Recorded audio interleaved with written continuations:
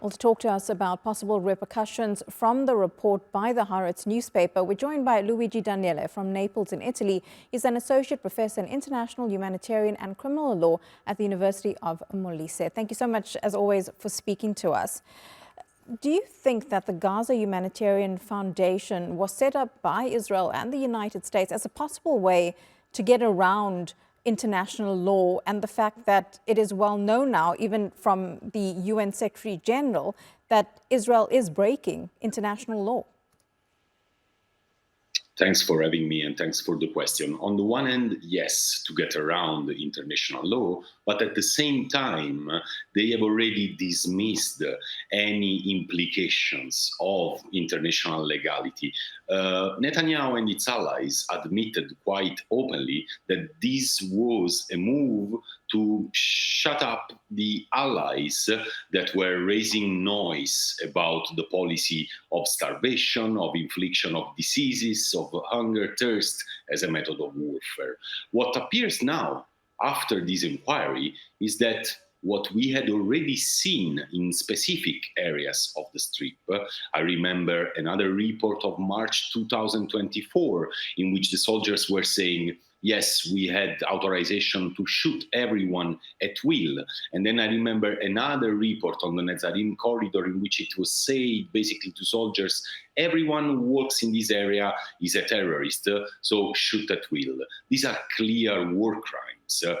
Those were already war crimes and actually crimes against humanity. But now we are seeing a jump to a next level of system criminality, which is doing the same on desperate Palestinians, which are fighting for their survival for a pinch of flour, actually. I also feel the duty to add one last point, that a simultaneous Haaretz report counted the latest victim counts from Gaza, and the journalist writing the article wrote that it took him 11 pages before arriving at children killed beyond 6 months old. It means that there are at least 486 children killed before they turned 6 months. And it's difficult to imagine that so many months into this war that it could get even worse for Palestinians, especially for children who are facing the worst of it. But given everything that we've heard from this report so far from the United Nations, could this also add to South Africa's case of genocide at the ICJ?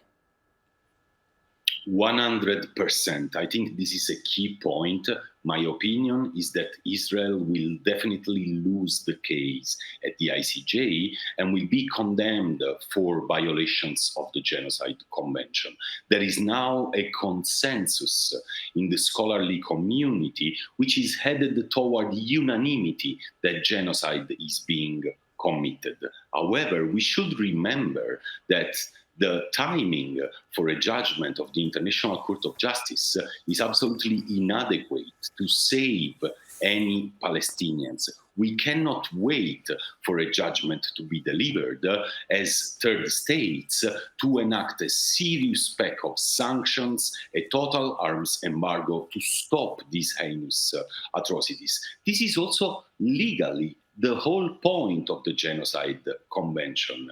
There are not only duties to punish genocidal conduct, but universal duties to prevent genocidal conduct, which means that really we shouldn't wait a minute longer. If we do, we are emptying the Genocide Convention of its most important part, which is impeding the successful destruction of entire protected groups. If we allow this, we are opening the door to a future of exterminatory wars everywhere.